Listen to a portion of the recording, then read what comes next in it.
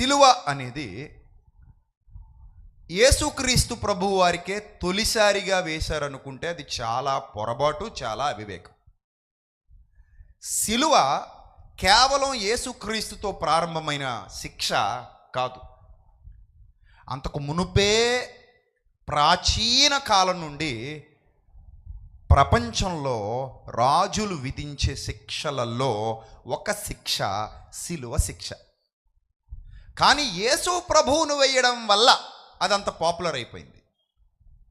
అదే యేసు ప్రభువును కాకుండా ఈ పక్కన ఒక దొంగ ఉన్నాడు, ఆ పక్కన ఒక దొంగ ఉన్నాడు, అలాంటి దొంగలు మన తల మీద ఉన్న వెంట్రుకలంతమంది వేయబడ్డారు.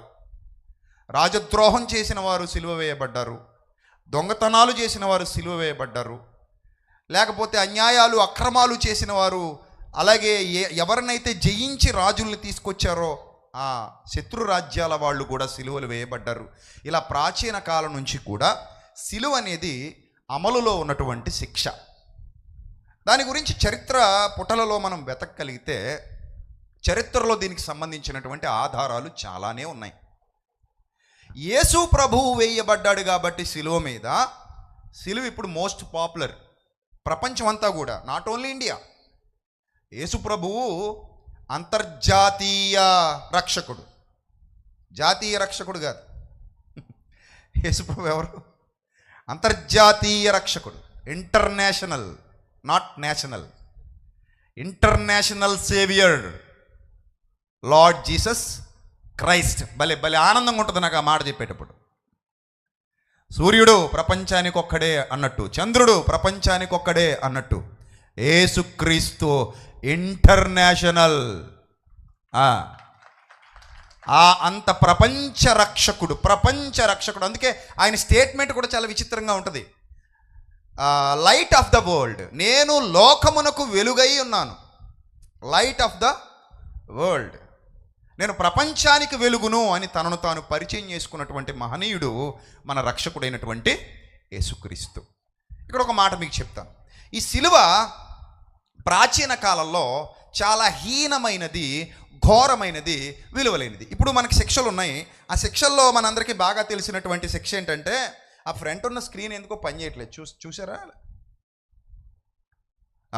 సిలువల్లో మరి ఈ శిక్షల్లో భయంకరమైన శిక్ష ఈ సిలువ శిక్ష అయితే, ఇప్పుడు మనకి అమల్లో ఉన్న శిక్ష ఉరి శిక్ష అనుకోండి. కాసేపు ఉరి శిక్ష ఎవరికి వేస్తారు? తప్పు చేసిన వాళ్ళకి, అంతే కదా. ద్రోహాలు నేరాలు చేసిన వాళ్ళకి ఉరి శిక్షలు వేస్తారు. ఇన్ ద సేమ్ వే ప్రాచీన కాలంలో ఉరి శిక్ష కూడా ఉండేది. ఉరి శిక్షతో పాటు కొన్ని శిక్షలు ఉండేవి. ఆ శిక్షలలో మొట్టమొదటిది శిరచ్ఛేదనం. శిరచ్ఛేదనం అంటే తల నరికేయటం. యాకోబును ఖడ్గముతో ఏం చేశాడట? తల నరికించాడట.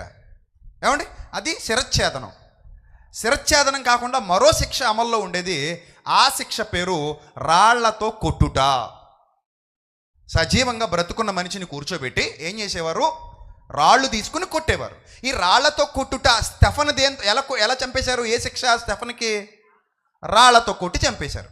స్టెఫన్ని అదిగో చూడండి, మీరు స్క్రీన్ మీద కనబడుతుంది, రాళ్లతో కొట్టి చంపేశారు. అలాగే యాకోబును ఖడ్గంతో నరికి చంపేశారు. ఇవన్నీ కూడా ఆ కాలంలో ఉన్నటువంటి శిక్షలు. అలాగే మరో శిక్ష కూడా అమల్లో ఉండేది ప్రపంచవ్యాప్తంగా, సజీవ దహనము. అంటే వాళ్ళను నిలబెట్టి వాళ్ళ మీద ఆయిల్ పోసి అంటించేసేవారు. ఒక కర్ర నిలబెట్టి కర్రకు కట్టి వాళ్ళ మీద ఆయిల్ పోసి అంటించేసేవారు. అది సజీవ దహనము. ఎవరాళ్ళు లైట్ వేస్తున్నారు? పిచ్చిగాని పట్టిందేటే, కోడితే మళ్ళీ మంచినీళ్ళు అడగవు.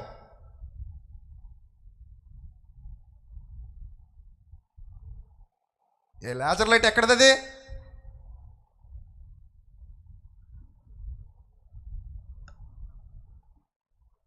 రైట్. సో ఆ సిలువ శిక్ష డిస్టర్బ్ చేస్తారు వీళ్ళు.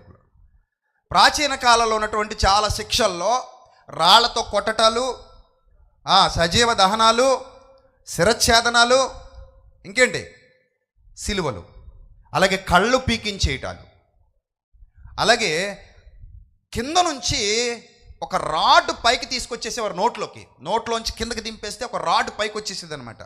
అదిగో చూడండి, మీకు స్క్రీన్ మీద ఒక ఇమేజ్ చూపిస్తున్నాడు. ఆ రాడ్కు కింద నుంచి గుచ్చేసి, ఆ గుదములో నుండి గుచ్చేసి పొట్టలో నుంచి పైకి వచ్చిన తర్వాత నోట్లోంచి బయటకు వచ్చేసేది అనమాట కర్ర. అంత క్రూరంగా, ఇంత దారుణంగా రాజులు శిక్షలు విధించేవారు. ఇవన్నీ కూడా తప్పు చేసిన వాళ్లకు విధించేటువంటి శిక్షలు. అవి చాలా భయంకరంగా ఉండేవి ప్రాచీన కాలంలో. జాలి, దయ, కరుణ ఇవే ఉండేవి కాదు వాళ్ళకి. అలాంటి నీచమైన దృక్పథంతో బ్రతికేవారు, నీచమైన ఆలోచన విధానంతో బ్రతికేవారు. అందులో హిస్టరీలో కొన్ని సంగతులు మీరు చూస్తే ప్రియమైన దేవుని పిల్లలారా, అష్షూరు చెరలో అస్సీరియా అంటారు, అష్షూరీయులు, తర్వాత బ్యాబిలోనియన్స్ కూడా ఈ శిక్షలు విధించేవారు. కళ్ళు పీకేయటం అలాంటివి బ్యాబిలోనియన్స్ కూడా చేసేవారు. రాజుల 2వ గ్రంథం 25వ అధ్యాయము 7వ వచనం ఒకసారి చూద్దాం. రాజుల 2వ గ్రంథం 25వ అధ్యాయము 7వ వచనం చూడండి, చదవండి తొందరగా. సిద్కియాని ఏం చేశారట?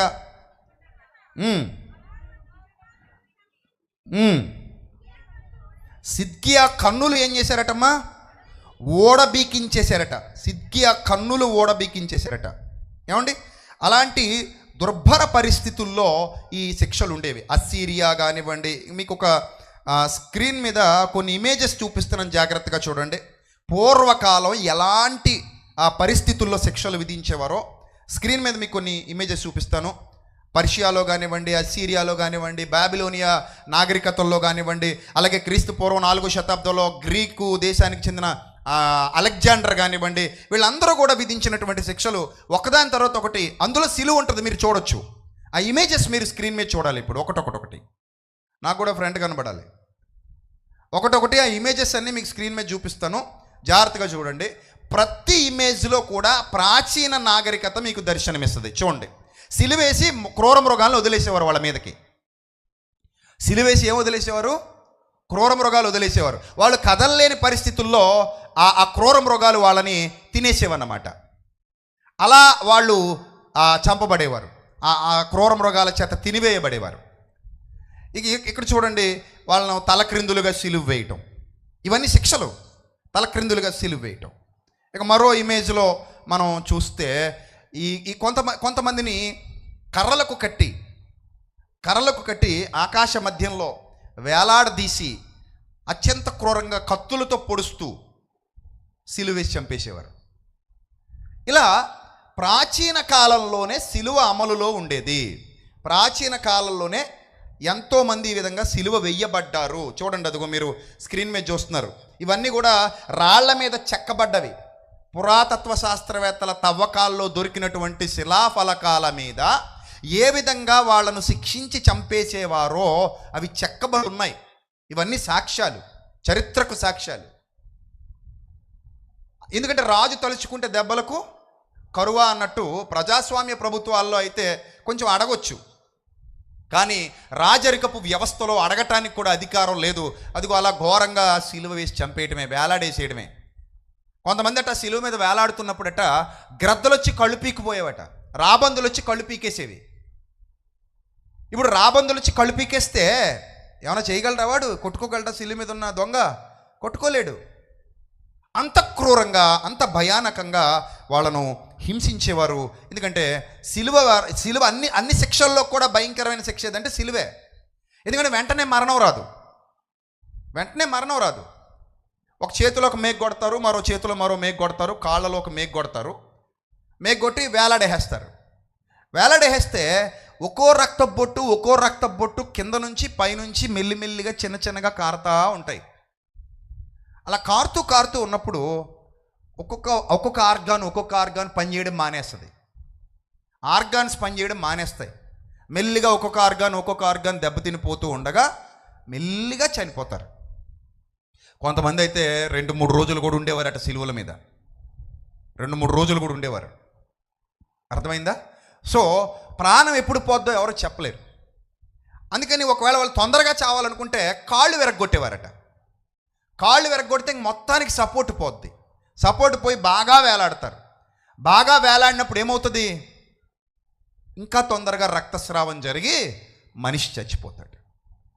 ఎంత క్రూరమైన శిక్ష శిలువ శిక్ష. ఎంతోమంది చరిత్రకారులు చెప్పారు, ప్రపంచంలో రాజులు విధించిన శిక్షలన్నిటిలో అత్యంత భయానకమైన శిక్ష ఏదైనా ఉంది అంటే ఫస్ట్ ప్లేస్ వచ్చేది సిలువకే.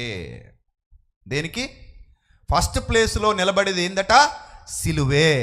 అలాంటి దుర్మార్గమైన, భయంకరమైన, అత్యంత క్రూరమైన, పాశవికమైన శిక్ష శిలువ శిక్ష. ఇప్పుడు పాయింట్ ఏంటంటే, యేసుక్రీస్తు ప్రభు దానిని ఎందుకు ఎన్నుకున్నాడు? ఏమంటే ఓవరాల్గా ఆయన కాన్సెప్ట్ ఏంటి? పాపి కొరకు ప్రాణం పెట్టడం, అంతేనా? ఆయన కాన్సెప్ట్ ఏంటండి? పాపి కొరకు ప్రాణం ఇవ్వడం. మరి పాపి కొరకు ప్రాణం ఇవ్వడం అన్నప్పుడు శిరచ్ఛేదనాన్ని ఎన్నుకుంటే ఎంతసేపులో అయిపోద్ది బాధ? చెప్పండి. 2 నిమిషాలు. అలా తలకాయ పెడతాడు, కత్తి తీసుకొస్తారు, వేస్తారు, ఎగిరిపోయి పడిపోయింది, ఇది గిలగిలా కొట్టుకుంటుంది బాడీ. ఒక 2-3 నిమిషాల్లో ప్రాణం పోతుంది. Easy method. ఏమండి, ఇంకా దీనికంటే కొంచెం ఇంకా ఏమైనా సులువైంది ఉందంటే ఊరే అనుకోండి, అది ఇంకా సులువైంది. వేసారనుకోండి, అది కూడా 2-3 నిమిషాల్లో ఊపిరాగిపోద్ది, ప్రాణం పోద్ది. రక్తమే చిందించాలి కాబట్టి ఈ శిరచ్ఛేదనం అయితే బాగుంటుంది. రాళ్లతో కొట్టబడ్డం కూడా, అది కూడా తొందరగానే చచ్చిపోతారు. ఎందుకంటే రాళ్ళు విసిరేటప్పుడు ఎక్కడ తగలాలని వాళ్ళు ఏమో అనుకుని విసరరు కదా, అందరు కలిపి ఒకేసారి విసురుతారు. తలకు గట్టిగా 4 రాళ్ళు తగిలాయంటే స్పృహ తప్పిపోతాం, ఇంక చచ్చిపోతాం. 4 రాళ్ళు కూడా అక్కర్లేదు, ఒక రాయి కరెక్ట్గా ఇక్కడ తగిలితే చాలు, ఏమైపోతాం? చచ్చిపోతాం కదా. సో కాబట్టి ఇలా రాళ్లతో శిరచ్ఛేదనం కానీ, లేకపోతే రాళ్లతో కొట్టడం కానీ, లేదా సజీవ దహనం కానీ, సజీవ దహనం కూడా 5 నిమిషాలు 6 నిమిషాల్లో చచ్చిపోతారు. కానీ యేసు ప్రభు దాదాపుగా సిలువ మీద ఉన్న సమయం ఎంతో తెలుసా? ఉదయం 9 గంటల నుంచి సాయంత్రం 3 గంటల వరకు. ఇంచుమించు ఎన్ని గంటలు? దాదాపు 6 గంటలు. 6 గంటల పాటు వేలాడటం ఒక ఎత్తైతే, ఈ 6 గంటలకు ముందు ఆ రాత్రంతా కూడా చిత్రవద అనుభవించాడు ఆయన. చిత్రవద. దాదాపు 6 స్థలాలలో నిలబెట్టారు ఆయన్ని. 6 తీర్పులు తీర్చడానికి తీసుకెళ్లారు. 6 స్థలాలలో నిలబెట్టారు, తీర్పులు తీర్చారు, కొట్టారు, హింసించారు. ఆయన ఒంటి మీద ఉన్న ప్రతి మాంసపు ముక్క చీల్చేసి అత్యంత పాశవికంగా ఆయనను హింసించి లాస్ట్లో సిలువకు తీసుకెళ్లారు. చాలా దారుణంగా కొట్టి. మరి ఇంత ఘోరమైన గిన్నెను ఎందుకు ఎన్నుకున్నాడు ఆయన? మీరు ఆలోచించారో లేదో, ప్రార్థన చేస్తున్నారట ప్రభు గెత్సెమనే తోటలో. ఏమని ప్రార్థన చేశారో తెలుసా? తండ్రి, నీ చిత్తమైతే ఈ గిన్నె నా యొద్ద నుండి తొలగించు. మళ్ళీ వెంటనే నా ఇష్టము కాదు, నీ ఇష్టమే సిద్ధించును గాక. ఎప్పుడైతే ప్రభు ఈ ప్రార్థన చేశారో, ఆ ప్రార్థనకు జవాబు రాలేదంటే దాని అర్థం ఏంటంటే, ప్రభు ప్రార్థనకే జవాబు రాలేదంటే దాని అర్థం ఏంటంటే, దేవుడు తన చిత్తం మీద బలంగా నిలబడ్డారు. దేవుడు లోకమును ఎంతో ప్రేమించెను. తన చిత్తం మీద బలంగా నిలబడ్డారు కాబట్టి ఈ క్రూరమైన శిక్షకు ప్రభువుని అప్పగించేశారు. అయితే సిలువనే ఎందుకు ఎన్నుకున్నాడు అనే విషయాన్ని ఆలోచిస్తే, ప్రియమైన దేవుని ప్రజలారా, మీరు అర్థం చేసుకోవచ్చు. సిలువనే ఎందుకు ఎన్నుకున్నాడంటే, ఒక బలియాగం జరగాలి, పవిత్ర రుధిర ధారలు ఈ భూమి మీద చిందింపబడాలి. ఆయన ఒంటిలో ఉన్న ప్రతి రక్తపు బొట్టు నేల కారాలి. చివరికి ఏ స్థితి వరకు అది నేలకు రావాలంటే, ఆ రక్తం ఏ స్థితి వరకు నేలకు అంతగా పిండబడాలంటే, పక్కలో బళ్ళెంతో పొడిస్తే రక్తముతో పాటు ఇక రక్తం అయిపోయింది అని చెప్తూ ఏమొచ్చాయట? నీరు వచ్చిందట. సీరం అంటారు దాన్ని. ఇక బ్లడ్ లేదు, మొత్తం వచ్చేసింది, ఇక బ్లడ్ లేదు. ఒక్క రక్తపు బొట్టు కూడా లేకుండా మొత్తాన్ని ఈ ప్రపంచంలో చిందించాల్సిన బలి పశువు కాబట్టి, తల నరికారనుకోండి, కాళ్ళలో ఉన్న రక్తం బయటికి రాదు. శిరచ్ఛేదనం చేస్తే కాసేపు ఈ మొండెల్లో నుంచి బ్లడ్ వచ్చి కాసేపటికి ఏమైపోద్ది? గడ్డగట్టుకుపోద్ది. ఇంకంతే, అయిపోయింది. రాదు, బయటికి రాదు. కానీ ఇక్కడ ముండ్ల కిరీటం, ఇక్కడ ఇవి కాకుండా ఒళ్ళంతా కొరడాలతో, నాగలితో భూమిని దున్నినట్టుగా దున్నేశారు ప్రభువుని. ఇక శరీరంలో ఎక్కడా ఖాళీ లేనంతగా ప్రభువు తన దేహాన్ని మనందరి కొరకు అప్పగించాడు. అలా ఆయన శరీరంలోని ప్రతి రక్తపు బొట్టు నేల మీదికి కారాలి. ఎందుకు? ఇదిగో లోక పాపమును మోసుకుని పోయే దేవుని గొర్రెపిల్ల పాప పరిహారార్థ బలి చెయ్యటానికి వచ్చాడు. కాబట్టి ఈ పాప పరిహారార్థ బలి కొరకు యేసుక్రీస్తు ప్రభు నియమింపబడ్డాడు గనుక దేవుడు వ్రాయించిన ప్రవచనాల సారంగా ఒకసారి చూడండి రోమాపత్రిక యెషయా గ్రంథము ఎన్నోసార్లు మీరు చదువుకున్న మాటలు గుర్తు చేస్తాను. 53వ అధ్యాయము యెషయా గ్రంథంలో వ్రాయబడినటువంటి ప్రవచనాలు. యెషయా ప్రవచించాడు. యేసుక్రీస్తుని గురించి ఎవరు ప్రవచించారు? యెషయా ప్రవచించాడు. ఏమని ప్రవచించాడో ఒకసారి మనం చూస్తే 4వ వచనంలో వ్రాయబడిన మాట, నిశ్చయముగా అతడు మన రోగములను భరించెను, మన వ్యసనములను వహించెను, ఆయన మొత్తబడినవాడు. ఏమవ్వాలట? మొత్తబడాలంటే శిరచ్ఛేదనం సెట్ అవుతుందా? సెట్ అవుతుంది. ఉరి శిక్ష సెట్ అవుతుందా? సెట్ అవుతుంది. సజీవ దహనం సెట్ అవుతుందా? అంటే మంటలేసి కాల్చేయటం సెట్ అవ్వదు. క్రూర మృగాలను వదిలేయటం సెట్ అవుతుందా? సెట్ అవ్వదు. రాళ్లతో కొట్టడం సెట్ అవ్వదు. మొత్తబడాలి. ఆయన మొత్తబడిన వాడుగాను, దేవుని వలన బాధింపబడిన వానిగాను, శ్రమ నొందిన వానిగాను మనం అతని ఎంచితిమి. మన అతిక్రమములను బట్టి అతడు ఏమవ్వాలి? గాయపరచబడాలి. గాయాలు ఉండాలి, ఒంటి నిండా గాయాలు ఉండాలి. మన అతిక్రమాలకి ఆయన గాయాలకి సంబంధం ఏంటి? మన అతిక్రమాలకి ఆయన గాయాలకి సంబంధం ఏంటంటే లోకం పాపం ఎలా చేసింది? శరీరంతో చేసింది. పాపం ఎలా చేస్తాను చెప్పండి? ముందు మనసులో మొదలవుద్ది, తర్వాత ఎందులోకి వచ్చి నిలబడద్ది? శరీరంలోకి వచ్చి గట్టిగట్టద్ది. ఎక్కడ పుడద్ది? గోదావరి ఎక్కడ పుట్టిందట? నాసిక్లో పుట్టిందట. ఎక్కడ కలుస్తుందట? బంగాళాఖాతంలో కలుస్తుందట. పాపం ఎక్కడ పుడుద్దట? హృదయంలో పుడుద్దట. ఎక్కడ కలిసిపోద్దట? శరీరంలో కలిసిపోద్దట. గోదావరిలాగే అక్కడ పుట్టి ఇక్కడ కలిసిపోయినట్టు అక్కడ పుట్టి ఇక్కడ కలిసిపోతుంది. అందుకని ఇప్పుడు మన పాపములు అంటే లోక పాపములు, మనుషుల పాపాలు ఎక్కడ చేశారు? హృదయంలో నుంచి పుట్టి శరీరంలోకి వచ్చి శరీరంలో తెచ్చేసాయి. ఇప్పుడు శరీరం అంతా మలినమైపోయింది. శరీరం అంతా పాపంతో నిండిపోయింది. శరీరంలో పాపం ఏలుబడి చేస్తుంది. శరీరములో ఏం ఏలుబడి చేస్తుంది? పాపం ఏలుబడి చేస్తుంది. అవయవాలన్నీ కూడా పాప పంకిలం అయిపోయాయి. ఇప్పుడు యేసుక్రీస్తు ప్రభు నీ రోగాలు భరించాలి, నీ పాపాన్ని భరించాలి, నీ నిమిత్తము ఆయన గాయపడాలి. సో ఆయన మన నిమిత్తము ఏమాయను? మన అతిక్రమములను బట్టి, మన అతిక్రమములు, నీ దేహంతో చేసిన ప్రతి అతిక్రమానికి ప్రభు శరీరంలో గాయాలయ్యాయి.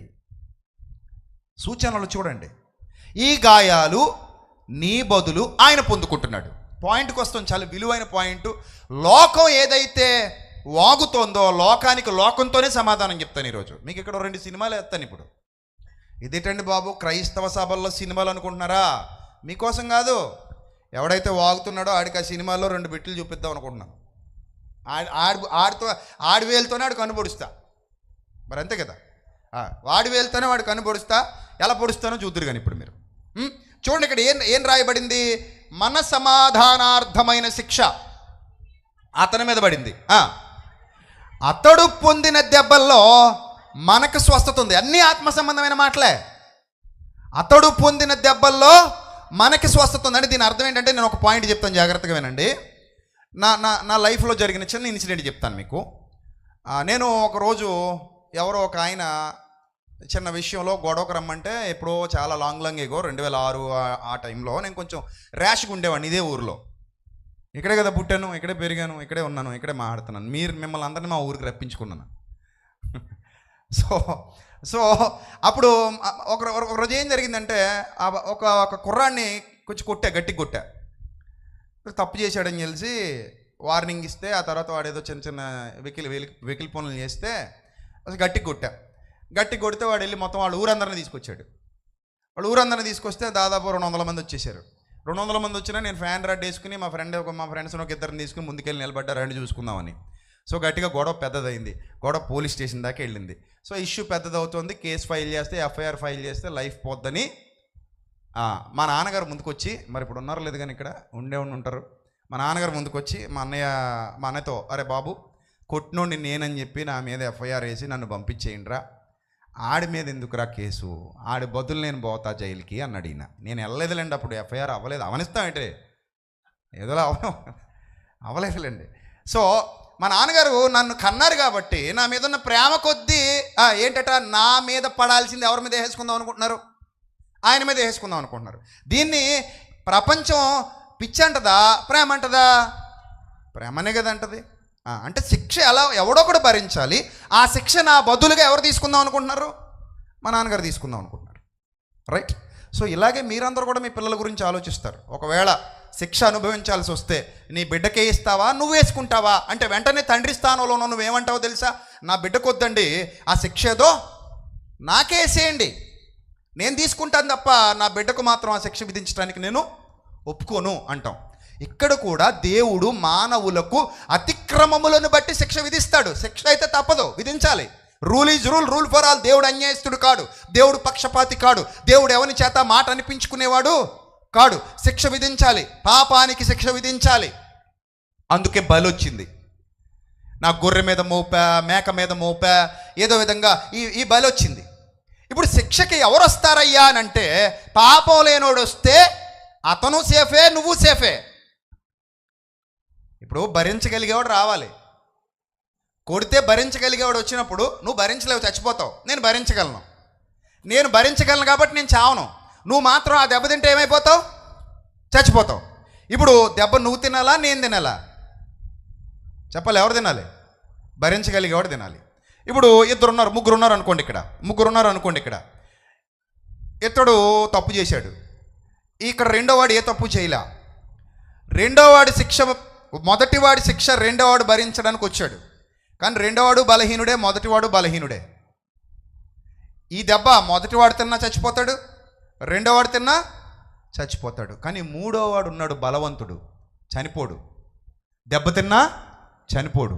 కాబట్టి ఎవరు వెళ్ళాలి ఇప్పుడు? 1 వెళ్ళాలా, 2 వెళ్ళాలా, 3 వెళ్ళాలా? చెప్పండి, ఎవరు వెళ్ళాలి? 1 వెళ్ళాలా, 2 వెళ్ళాలా, 3 వెళ్ళాలా?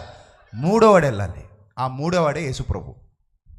ఈ రెండోవాడు ఎవరు? ప్రధాన యాజకుడు, లేకపోతే శాస్త్రి, లేకపోతే ఇంకొకటి ఎవడో సంఘ సంస్కర్త, ఇంకోటి ఎవడో మహానుభావుడు, ఇంకోటి ఎవడో గొప్పోడు, ఇంకోటి ఎవడో దేవుడు అనబడుతున్నాడు. ఎవడైనా అనుకోండి, అతడు బలహీనుడే. ఈ దెబ్బ తింటే చచ్చిపోతావు. నువ్వు కాయలేవా దెబ్బ, నువ్వు తట్టుకోలేవా దెబ్బ. ఆ దెబ్బ ఎవరు తినాలంటే, అసలు పాపం అనే పదానికి అర్థమే తెలియలేనోడు తినాలి. అర్థమైందా? ఆల్రెడీ పాపం చేసి మారానండి, నేను తినొచ్చా అండి అనకూడదు. నువ్వు మారినా ఏ మారినోడివే కదా, మచ్చ ఉంది నీకు సెట్ అవ్వవు. అందుకే మచ్చ ఉన్నాయి సెట్ అవ్వట బలికి. చూసారా పాత నిబంధనలో ఏవి సెట్ అవ్వట? మచ్చలోనే తీసుకురాకండి, కుంటి తీసుకురాకండి, గుడ్డి తీసుకురాకండి, పనికిరాని తీసుకురాకండి. మరి ఏ ఉండకూడదు? కుంటుతో ఉండకూడదు, డాగ్ ఉండకూడదు, మచ్చ ఉండకూడదు, గుడ్డిదేయకూడదు, మంచిది ఉండాలి. ఆ మంచిదే యేసుక్రీస్తు. లోక పాపమును మోసుకొని పోయే దేవుని గొర్రె పిల్ల. ఏ రక్తపు బొట్టులోనూ ఒక్క చుక్క పాపం అంటించుకొని మహనీయుడు కాబట్టే ప్రతి రక్తపు బొట్టు ప్రపంచం కోసం ధారపోసాడు. అదే యెషయా భక్తుడు రాస్తున్నాడు. ఏమని రాస్తున్నాడు చదవండి ఒకసారి కిందకి. మనమందరము గొర్రెల వలె త్రోవ తప్పిపోతిమి, మనలో ప్రతివాడు తనకిష్టమైన త్రోవకు తొలిగెను, యెహోవా మనందరి దోషమును అతని మీద మోపెను. మనందరి దోషమును ఎవరి మీద మోపెను? అతని మీద మోపెను. మనందరి దోషమును అతని మీద మోపెను. ఇది ఒకసారి గుర్తుపెట్టుకోండి. ఎందుకంటే చాలామంది ఏమంటారంటే, మనందరి దోషాన్ని అతని మీద మోపడం ఏంటండి? ఎవడ పాపం ఆడే భరించాలి. మొన్న ఎవరో రాధా మనోహర్ దాస్ అనుకుంటా, ఒక ఆయన చాలా పిచ్చోళ్ళ మాట్లాడతాడు. కోపం వస్తుంటుంది కానీ నాకు కొంచెం ఎందుకులే, మెంటల్ పేషెంట్ అని పట్టించుకోను. చాలా తప్పు, అతను మాట్లాడే విధానం చాలా తప్పు. రాధా మనోహర్ దాస్ చాలా తప్పు. ఎందుకంటే ఎక్కడ ఏదో ప్రజాస్వామ్య దేశంలో ఉన్న నోటుకు వచ్చినట్టు వాగేయిచ్చే అనుకుంటున్నాడు ఆయన. ఇప్పుడు నేను అలా మాట్లాడేయచ్చు, నాకేం పెద్ద విషయం. ఇప్పుడు రాధా మనోహర్ దాస్ మాట్లాడినట్టు, లేకపోతే మతోన్మాదులు అందరూ మాట్లాడినట్టు ఒక వీడియో పెట్టుకుని కెమెరా పెట్టుకుని మాట్లాడలేనా నేను? వాళ్ళకంటే ధైర్యంగా మాట్లాడగలను. ఎందుకంటే వాళ్ళకి ఇంకా దన్ను తక్కువ, నాకు దన్ను ఎక్కువ. వాళ్ళకి ధైర్యం తక్కువ, నాకు ధైర్యం ఎక్కువ. మాట్లాడి జనంలోకి వెళ్ళి రాగలను నేను, అంత దమ్ముంది నాకు గుండెల్లో. అస్సలు భయపడిన ఎవరికి. కానీ సంస్కారం అడ్డొస్తుంది. అరే ఎందుకు, మనకు అవసరమా? తప్పు కదా అలా మాట్లాడు. ఎందుకంటే కొంతమంది విశ్వాసులు, ఆ విశ్వాసాలు కలిగిన వాళ్ళు ఉన్నారు, వాళ్ళని బాధ పెట్టాలి. నేను వాళ్ళని బాధ పెట్టలేక మౌనంగా ఉంటాను. మాట్లాడటం పెద్ద కొనుక్కు రావాలా? బోలుడు మాట్లాడవచ్చు. ఏదో స్టూడియో దొరికింది, మైక్ దొరికింది, నోరు ఉంది కదా అని వాగేయడం తప్పు. ముందు నీ గురించి నువ్వు చూసుకో. సరే మాట్లాడుతూ అంటాడు ఒకడట, ఒక ఉదాహరణ ఏదో చెప్పాడు. ఎవరోనట ఇద్దరు వెళ్ళారట. ఇద్దరు వెళ్తే నేను భోజనం చేస్తే నీ కడుపు నిండిపోద్దా అన్నాడట. ఇప్పుడు మాట్లాడితే శవం 3 మేకులు పీక్కోలేకపోయాడు. ఆ శవాన్ని పూజిస్తున్నారు ఇల్లు. అరే శవం కాదురా దరిద్రుడా, సజీవుడై తిరిగి లేచాడరా పనికి మళ్ళీ దరిద్రుడా అనాలనిపిస్తుంది, కానీ అనలేకపోతున్నాను. బాధేస్తుంది. ఎందుకంటే ఆయన శవం కాదు, ఆయన 3వ దినాన్ని తిరిగి లేచాడు. నువ్వు శవం అంటావు అలాగా? ఈ శవం ఎలా అయ్యాడు ఆయన? ఇప్పుడు సజీవుడై తిరిగి లేచాడు, దానికి ఒక పెద్ద టాపిక్ ఉంది. మట్టి కట్టుకు మరో రూపమా, నిరీక్షణతో నిత్య జీవమా అని పక్కనే ఇక్కడ ఊర్లో 4-5 రోజులు మాట్లాడాను అదే టాపిక్ మీద. దాని గురించి ఒక పాట కూడా రాశాను, మానవ దేహాలకు ఉంది మహిమ రూపమని ఒక పాట కూడా రాశాను దాని మీద. ఆయన ఈ శవం కాదు, ఆయన సజీవుడైన వానిని మీరెందుకు మృతులలో వెతుకుచున్నారని చెప్పబడిన ప్రపంచంలో ఏకైక వ్యక్తి మహాచక్రవర్తి నా యేసుక్రీస్తు. ఇంకోటి ఎవడైనా అలాంటి వాడు ఉన్నాడేమో చూపెట్టు, నీకన్నా దమ్ముంటే చూపెట్టు. ఎవడో లేడు అలాగా చరిత్రలో. ఏదైనా కట్టు కదరా చూపిస్తే చూపించుకోవాలి తప్ప చరిత్రలో ఎక్కడ అలాంటి వాడు కానరాడు బిడ్డ. అది power of lord Jesus Christ. ఆయన శవం కాదు, ఆయన మృతులలో నుండి లేచిన మొట్టమొదటి మహాశక్తి సంపన్నుడు. ఎలా లేవగలిగాడు? మృతులలో నుండి 3వ దినాన మృత్యుంజయుడే ఎలా లేవగలిగాడంటే పాపం లేదు, మరణం ఆయన మీద అధికారం కలిగి లేదు. సో మరణానికి ఆయన మీద అధికారం లేదు కాబట్టి, ఆబ్వియస్లీ పాపానికి అధికారం లేదు కాబట్టి 3వ దినాన మృత్యుంజయుడై తిరిగి లేచాడు. అయితే ఇప్పుడు చాలామంది అడుగుతున్న ప్రశ్న ఏంటి? ఆ ప్రశ్న ఏమండి అంత బాగానే ఉంది కానండి, మనం కడుపు నింటే మనం తింటే మన కడుపు నిండుద్దండి. ఎప్పుడో 2000 సంవత్సరాల కింద చచ్చిపోయినోడు ఇప్పుడున్న నిన్ను ఎలా రక్షించగలడు? ఆయన ముందు చచ్చిపోతే నువ్వు తర్వాత పాపం చేసావు కదా, అంతే కదా. ముందు ఆయన చచ్చిపోయాడు, నువ్వు పాపం ఎప్పుడు చేసావు? 2023లో చేసావు. ఆయన ఎప్పుడు చచ్చిపోయాడు? 1వ సంవత్సరంలో చచ్చిపోయాడు. ఇటు 2023లో పాపం చేసినోడు కోసం 1వ సంవత్సరంలో చచ్చిపోవడం ఇంతకంటే దరిద్రం ఏదైనా ఉంటుందా అండి? ఇంతకంటే పిచ్చి మాట ఏదైనా ఉంటుందా అండి అంటాడు ఒకడు. అరే నాయనా, అసలు అన్నింటికీ లాజిక్లు వెతికి ఆలోచించటం అనేది నీకు వస్తే ఇలాంటి పిచ్చి మాటలు నీకు రానే రావు. కలరాక మందు ఎప్పుడు వచ్చింది చెప్పు? కలరాక మందు ఎప్పుడు వచ్చింది? ఎప్పుడు వచ్చింది? ఇప్పుడు వచ్చిందా? ఎప్పుడు వచ్చింది మరి? దాదాపు 100 ఏళ్ళు అయిపోతుంది. ఇప్పుడు నీకు కలరా వచ్చిందనుకో, 100 ఏళ్ల కిందట కనిపెట్టిన మందు వేసుకుంటావా, లేకపోతే రేపు ఎప్పుడైనా ఇంకో కనిపెట్టబోయే మందు వేసుకుంటావా? అంటే మందు ముందు కనిపెట్టవచ్చు కదా బిడ్డ. నువ్వు పుట్టక ముందే మందు కనిపెట్టవచ్చు కదా బిడ్డ. కనిపెట్టవచ్చు బిడ్డ. మరి ఇది మందే బిడ్డ. యేసుక్రీస్తు రక్తం అనే మందు నువ్వు పుట్టక ముందే కనిపెట్టబడింది. మందు ఎప్పటికీ మందే, వైద్యం ఎప్పటికీ వైద్యమే. నువ్వు ఎప్పుడు రోగివైనా అవ్వు. నువ్వు రోగివయ్యాక స్పెషల్గా మందు కనిపెట్టబడాల్సిన అవసరత లేదు. నువ్వు రోగివి కాకమునుపే నీకోసం మందు సిద్ధం చేసి ఉంచాడు. That is the power of lord Jesus Christ blood. Yesu ప్రభు యొక్క రక్తం అది. సో ఒక పరిశుద్ధుడు ప్రపంచానికంతటికీ మందుగా భూలోకానికి దిగొచ్చాడు.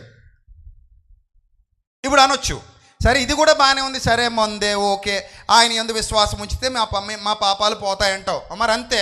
మరి నువ్వు నీ పాపాలు ఎలా పోతాయి చెప్పు? నువ్వు చెప్పు. నీకు లెక్క ఉందిగా, ఏదో లెక్క ఉంటుంది. ఏదో నదిలోకి వెళ్ళి మునిగితే పోతాయి అంటావు. అది నీ విశ్వాసమేగా. విశ్వాసమే నేను గౌరవిస్తున్నా కాదని అనట్లా. నీ విశ్వాసం అది. సరే వెళ్ళు, మునుగు, పోయా అన్నావు, ఓకే.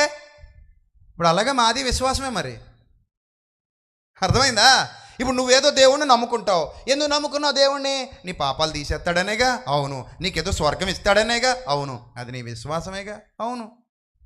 మరి ఎవరిదైనా అదే విశ్వాసం. నువ్వు నమ్ముకున్న దేవుడి దగ్గరైనా దేవా నా పాపాన్ని క్షమించు, ఇది ఉండిలో డబ్బులు వేస్తున్నాను, లేదా తలనీలాలు సమర్పిస్తున్నాను, లేదా ఏదో పూజ చేస్తాను, హోమం చేస్తాను, ప్రార్థన చేస్తాను, నా పాపాన్ని క్షమించు. నువ్వైనా అలాగే అడగాలి, నేనైనా అదే అడగాలి. కానీ నేను అడుగుతున్నది పరిశుద్ధుడిని. నువ్వు ఎవరిని అడుగుతున్నావు చూసుకోదు, నీకు నాకు సంబంధం లేదు. అది మాత్రం నేను ధైర్యంగా చెప్తాను. ఒకవేళ యేసు ప్రభు గురించి ఆయన తప్పుడు కోతలు కుయ్యాలనుకుంటే నేను ఎప్పటి నుంచో అడుగుతున్నానండి ఇదే ప్రశ్న. యేసు ప్రభు గురించి తప్పుడు మాటలు మాట్లాడాలని ఎవరైనా అనుకుంటే ఆయనలో పాపాన్ని చూపించి మాట్లాడండి. మీకు ఏమైనా దమ్ముంటే మాట్లాడండి. ఆయనలో పాపాన్ని చూపించి పుస్తకాలు ముందేసుకుని కూర్చుందాం. కానీ ఆయనలో పాపం చూపించగలిగే మగాడు ఇంతవరకు పుట్టలేదు. ఇప్పుడేంటి, ఆయన బతుకున్నప్పుడే ఎవడో లేడు. నాలో పాపం ఉన్నదని మీలో ఎవడు స్థాపించగలడని అడిగిన ఏకైక మహావీరుడు మన రక్షకుడైన యేసుక్రీస్తు. ఆ దమ్ము ఉండాలి పరిశుద్ధుడికి, రక్షకుడికి ఆ మాత్రం దమ్ము ఉండాలి. పాపిని రక్షిస్తాను అని వచ్చాడంటే తాను పాపై ఉండకూడదు, ఆ దమ్మున్నోడే రావాలి. ఆ దమ్ము నా యేసుక్రీస్తులో టన్నుల కొద్ది ఉంది. మరి నీకేమైనా ఉంటే చెప్పి తెచ్చుకో, మాట్లాడదాం, అప్పుడు మాట్లాడదాం. అదేముండదు. పైపెచ్చి ఆయన అంటాడు, మా వాడు ఒంటి నిండా బట్టలు వేసుకున్నాడు, మీ వాడు బట్టలు వేసుకోలేదు. చచ్చిపోయేటప్పుడు మాత్రమే బట్టలు వేసుకోలేదు దరిద్రుడా. మిగిలినప్పుడు ఆయన మంచి మంచి బట్టలు వేసి తిరిగాడు. ఆయన కూడా ఆయన ధవళవర్ణుడు, రత్నవర్ణుడు, 10,000 మందిలో అతికాంక్షణీయుడు. నీలాగా దిగుడు దత్తగాడు కాదు. సో కాబట్టి ఇలాంటి పనికిమాలిన మాట్లాడి బుర్రలేని మాటలు వీటిని మళ్ళీ ఆ సిగ్నేచర్ స్టూడియో వాడు, ఇంకో స్టూడియో వాడు, వాడికేదో వ్యూస్ కావాలి కాబట్టి అవన్నీ పెట్టి బయటికి తీసుకొస్తుంటారు. చూస్తాం మాకు కూడా సహనం చచ్చిపోయింది అనుకోండి, రోజు వీడియోలు వచ్చేస్తుంటాయి. ఆ తర్వాత ఇంకెవడ ఆపలేడు. మరి అంతే కదండి. ఎవడైనా ఎంతకాలం ఉపయోగపడతామండి? రోజు ఏదో మౌనంగా ఉన్నారు కదా అని దెబ్బ మీద దెబ్బ వేసేస్తుంటే దెబ్బ ముగ్గిపోద్ది ఏదో టైంలో. ఆ తర్వాత ఎవడో వెనక్కి దగ్గమన్న దగ్గం. ఆ తర్వాత నువ్వే అనవసరంగా కొరుకుతో తలగొక్కున్నాను అనుకుంటావు. మరి అంతే కదా. మరి అలా చేయకూడదు, తప్పది. ఇప్పుడు ఏదైనా ఉంటే ప్రశాంతంగా పద్ధతిగా మంచిగా ప్రశ్నించి తప్పలేదు. ఇది ఇలా ఉంది కదా, ఏంటయ్యా ఇది ఏంటయ్యా ఇదే అడుగు, అందంగా సమాధానం చెప్తాం. సరే, ఇప్పుడు చాలా టైం అయిపోతుంది. లాస్ట్లో ఒక మంచి హింట్ ఇచ్చి మాట్లాడదాం. ఏది మాట్లాడుకోవాలనుకున్నాం మనం? మనలో మన దోషము ఆయన మీద మోపబడింది, అంతే కదా. మన దోషము ఆయన మీద, యెహోవా మనందరి దోషము అతని మీద మోపెను. అది మాట్లాడుకుందాం. ఒక నిమిషం ఆగండి. ఇక్కడ మనం చూడాల్సినటువంటి ఒక ప్రాథమికమైన విషయం ఏమిటంటే, యేసు ప్రభువును విమర్శించటం ఇప్పుడు మొదలైంది అనుకుంటారేమో, పొరపాటు. సిలువ మీద ఉండగానే మొదలైంది. ఎప్పుడు మొదలైంది? సిలువ మీద ఉండగానే మొదలైంది. ఎలా మొదలైంది? మత్తయి సువార్త 27వ అధ్యాయం 42వ వచనం ఒకసారి చూద్దాం. మత్తయి సువార్త 27వ అధ్యాయం 42వ వచనం చదవాలందరూ కూడా. ఏం రాయబడింది అక్కడ? మత్తయి సువార్త 27వ అధ్యాయం 42వ వచనం. వీడు ఇతరులను రక్షించెను. ఒప్పుకున్నారా లేదా? ఆ మాట ఒప్పుకున్నారా లేదా? ఒప్పుకున్నారని. ఎంత పనికిమాలినోళ్ళు అంటే ఒప్పుకొని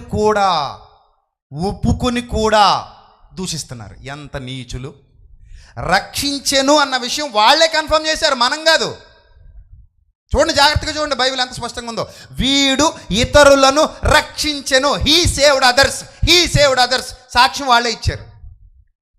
అక్కడే తెలిసిపోయింది, ఓహో నిజమేనా. అప్పుడు నాకులాంటి ఉన్నాడు అనుకోండి, ఎవరు ఇలా ఏందన్నావు, ఏందిరా అన్నావు. వీడు ఇతరులను రక్షించను అంటే రక్షించడం చూసావరా దరిద్రుడే నువ్వు?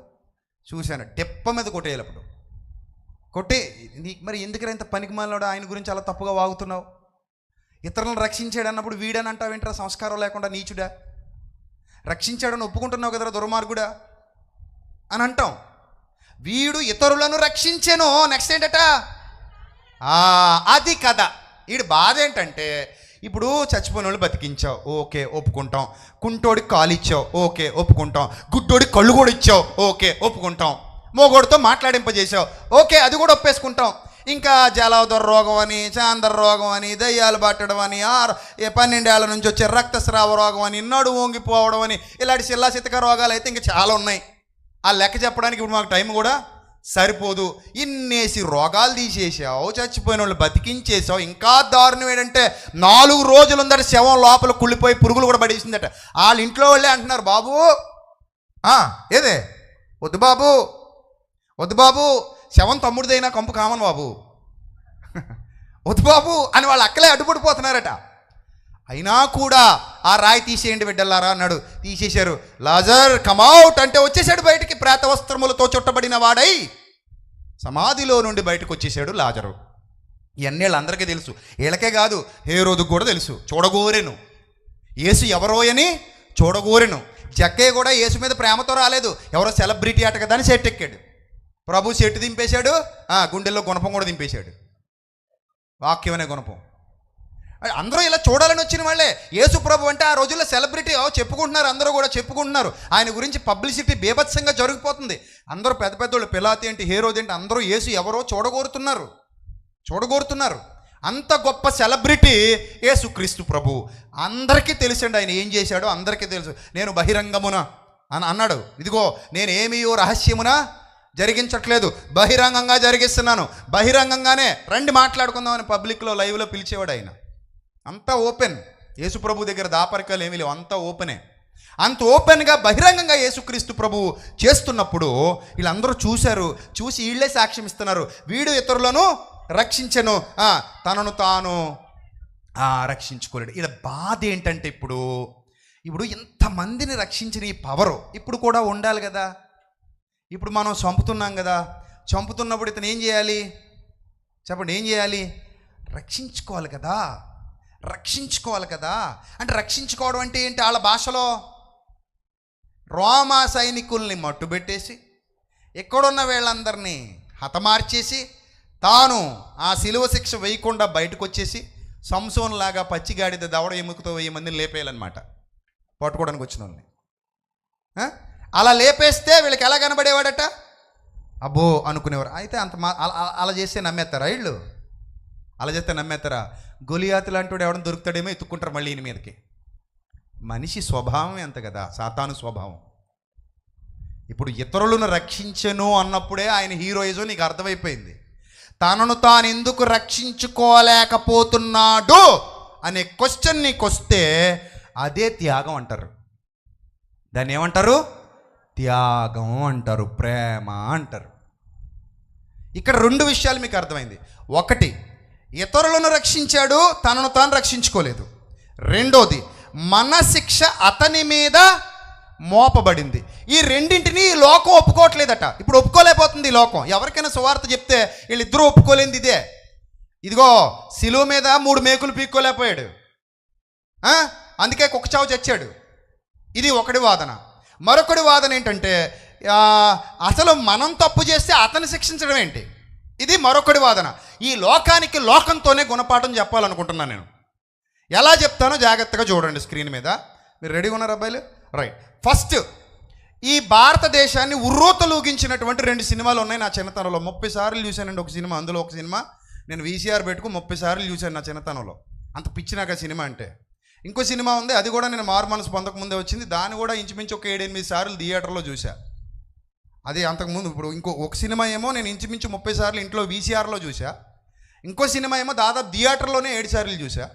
అంత పిచ్చిగా నాకు ఆ సినిమాల మీద అవగాహన ఉంది.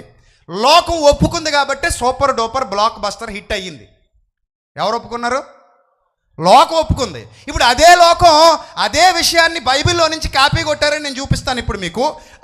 ఆ సీన్స్ మొత్తం, ఆ ఎసెన్స్ మొత్తం బైబిల్లో నుంచి కాపీ కొట్టారు. ఆ ఎసెన్స్ బైబిల్లో నుంచి కాపీ కొడితే మాత్రం ఒప్పుకోలేకపోతుంది. ఇప్పుడు అందులో మొట్టమొదటి నేను 30 సార్లు చూసిన ఆ తమిళ సినిమా చూద్దాం. తమిళ్ డబ్బింగ్, తెలుగులో కూడా సూపర్ డూపర్ హిట్. అప్పుడు మాకు అది ఫేవరెట్. ఒకసారి ఆ క్లిప్ ఒక్కటి ప్లే చేయనా, చిన్నది. ఆ క్లిప్ ఒక్కటి ప్లే చేయి. ఇల్లు కాపాడడానికి నీ అన్నయ్య వచ్చాడు. చేతనైతే నీ అన్నయ్య నువ్వు కాపాడుకో.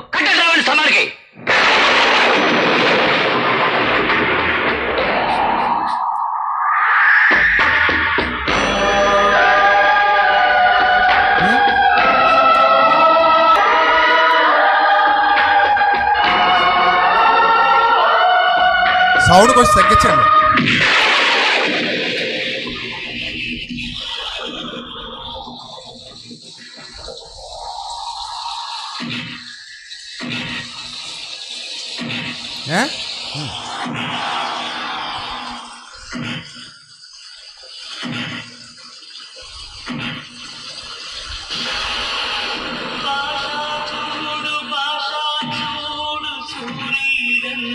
మనిషి చూడు రాహుకే చిక్కె చూడు పచ్చి నెత్తురు చిందు వేళ హసిపాపడి. చాలు చాలమ్మా చాలమ్మా చాలు చాలు చాలు.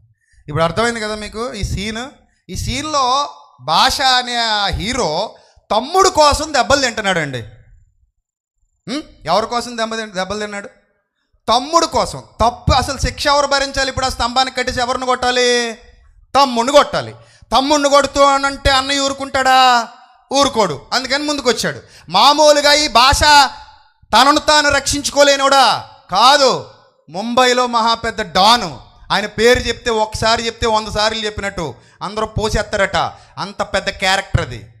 అలాంటి క్యారెక్టరు తనను తాను తగ్గించుకొని తనను తాను రిక్తునిగా చేసుకొని ఆ భాష అనే గొప్ప క్యారెక్టర్ని విడిచిపెట్టి మాణిక్యంగా మారి ఆ ఊరు వదిలేసి ఇంకొక ఊరికి వచ్చేసి ఆటో కొనుక్కుని ఆటో నడుపుకుంటూ తమ్ముడు కోసం చెట్టుగా ఆ స్తంభానికి కట్టబడి దెబ్బలు తిన్నాడు.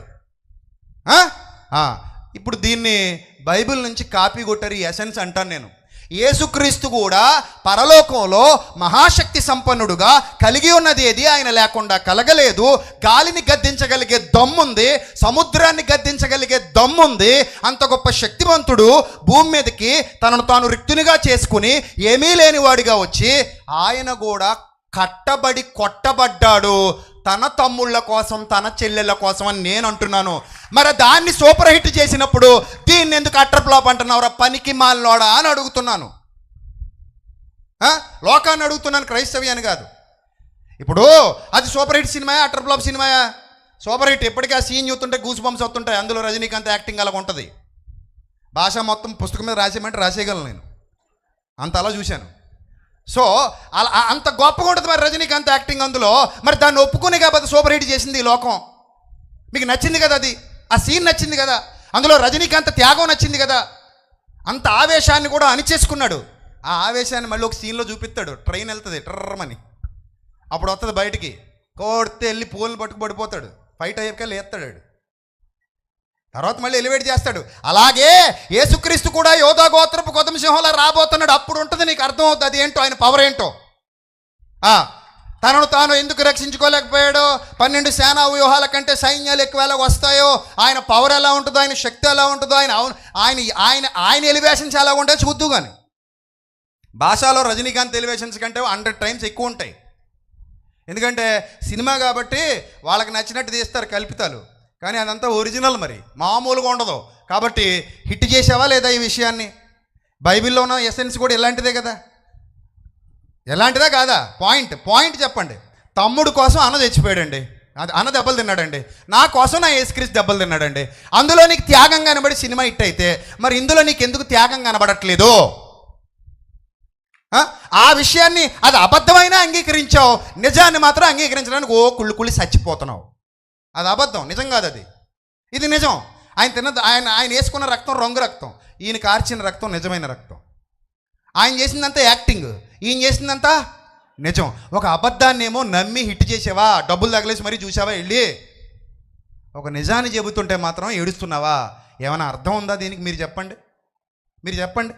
ఒక అబద్ధాన్నేమో హిట్ అన్నావు, ఒక నిజాన్ని మాత్రం ఫ్లాప్ అంటున్నావు. ఏమైనా బాగుందా? అందుకే చెప్పాను నీ వేలుతో నీకన్నే పొడుస్తానరా బిడ్డ అని. లోకానికి లోకంతోనే సమాధానం చెప్తున్నా.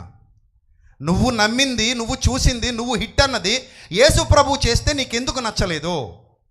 యేసు ప్రభు కూడా చేసింది అదే. తన వారి కోసం తన ప్రాణాన్ని ధారపోశాడు. ఇంకో సీన్ చూద్దాం. తెలుగు రాష్ట్రాలను ఉర్రూతలూగించిన మరో చిత్రం మన చిరంజీవి గారిది. అది కూడా సూపర్ డూపర్ హిట్. బెనిఫిట్ షోలకి వెళ్ళిపోయాం అప్పుడు మేము. చూద్దాం, అది కూడా ప్లే చేయి బాబు.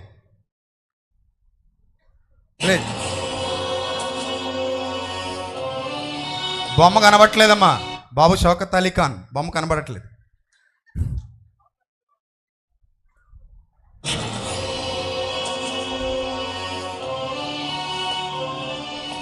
షౌకత్ అలీ ఖాన్ ఒక స్టూడెంట్ తప్పితే సరిగ్గా పాఠం చెప్పిన మాస్టర్ది తప్పు. ఒక పిల్లవాడు తప్పు చేస్తే అతన్ని పెంచిన తండ్రిదా తప్పు. వీడికి తల్లిని తండ్రిని నేనే పెంచాను. వాడు తప్పు చేశాడంటే ఆ తప్పు నాది. నన్ను కొట్టండి. వద్దు సార్, నన్ను కొట్టండి. తప్పు చేసింది నేను. మా మావయ్య దేవుడు sir. Sir please sir. Sir Valmiki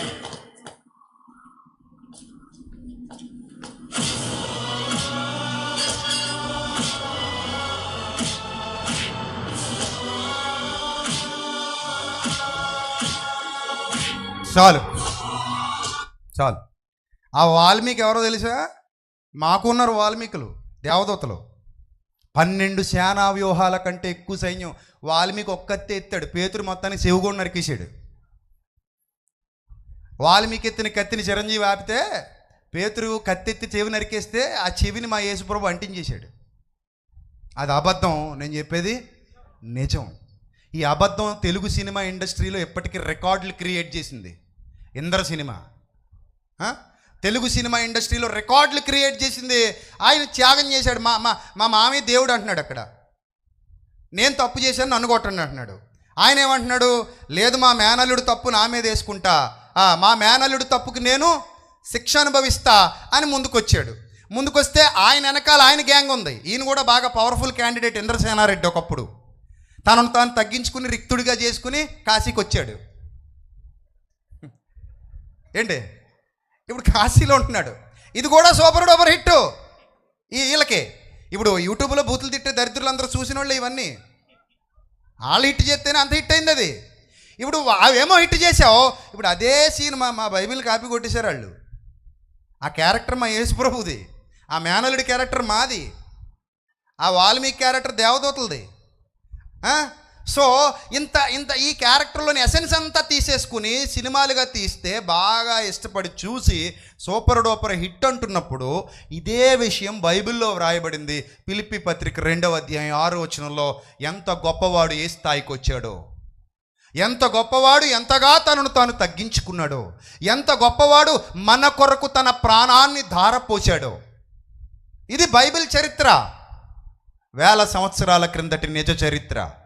మన అతిక్రమముల నిమిత్తము ఆయన గాయపరచబడ్డాడు, మన దోష శిక్ష ఆయన మీద మోపబడింది.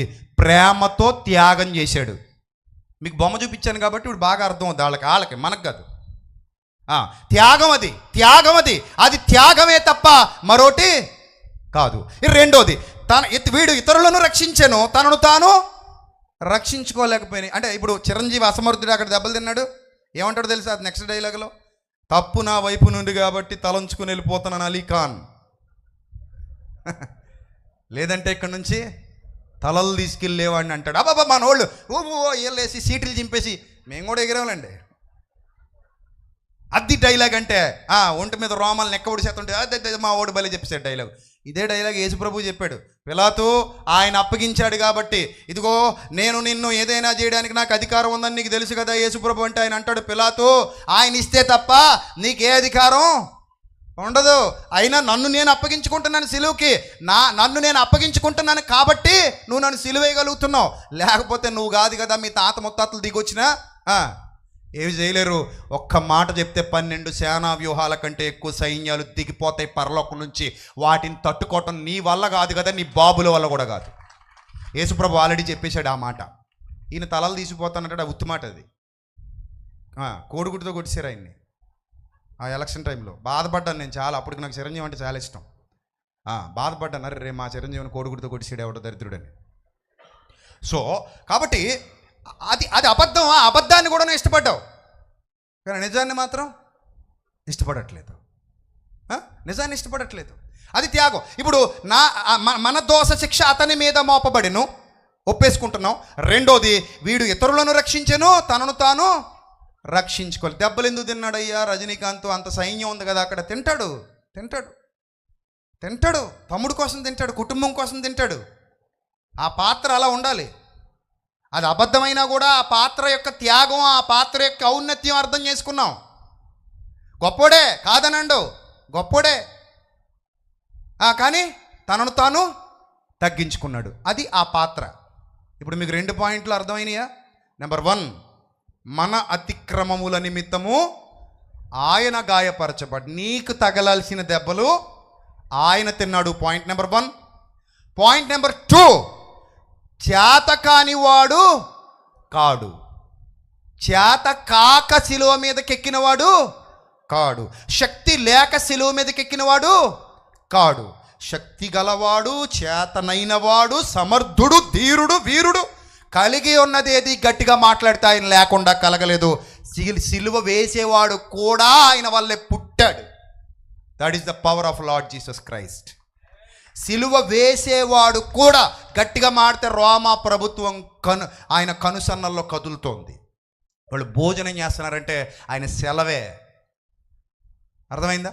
అలాంటోడు తనను తాను ఏం చేశాడు? తగ్గించుకున్నాడు. తనను తాను తగ్గించుకున్నాడు. ఎంతగా తగ్గించుకున్నాడంటే సినిమా హీరోలు తగ్గింపు అది నిజం కాదు, అది అబద్ధం, అది నటన. ఇప్పటి వరకు మీరు స్క్రీన్ మీద చూసిందంతా నటన. దానికే ఇప్పటికీ అభిమానులం అయిపోయాం అవ్వలేదా? నటనకి అభిమానులం అయిపోయాం.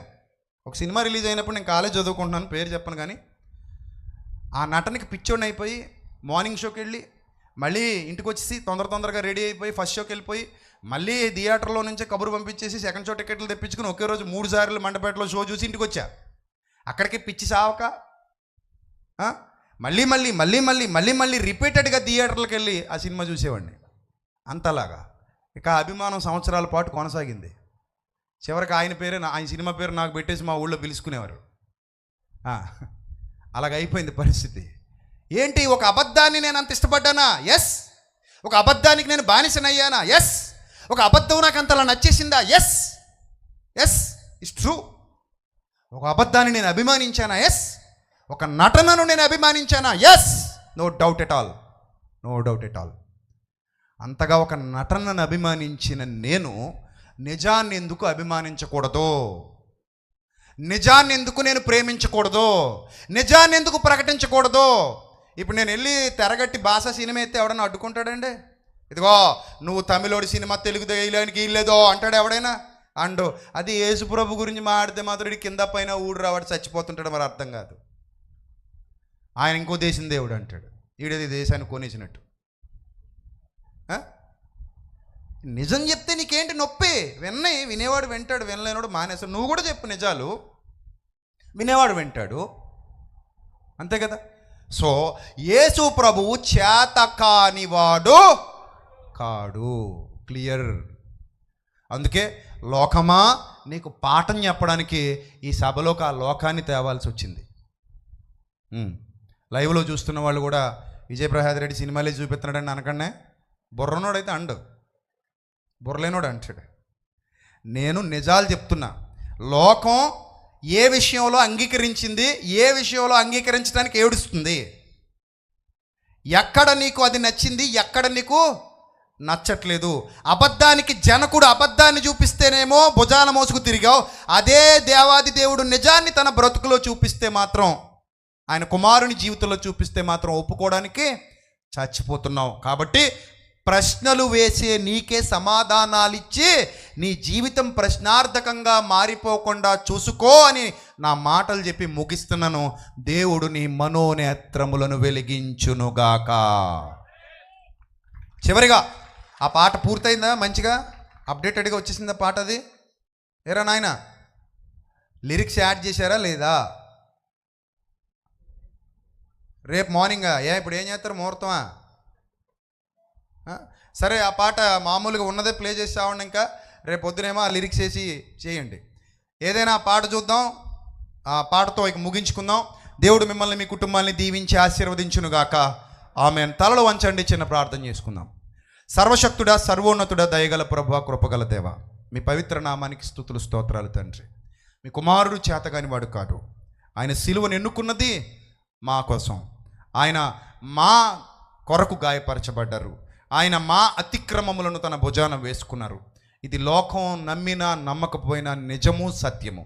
అబద్ధాలను ఆశ్రయించిన లోకం, అబద్ధాలని భుజాన మోసిన లోకం, అబద్ధాలని నమ్మిన లోకం, అబద్ధాలని గౌరవించిన లోకం నిజాల్ని గౌరవించలేకపోతుంది. చాలా బాధాకరం తండ్రి. ఈ దుస్థితిలో ఉన్న లోకాన్ని వెలిగించడానికి లోకంతోనే సమాధానం చెప్పాల్సి వస్తుంది.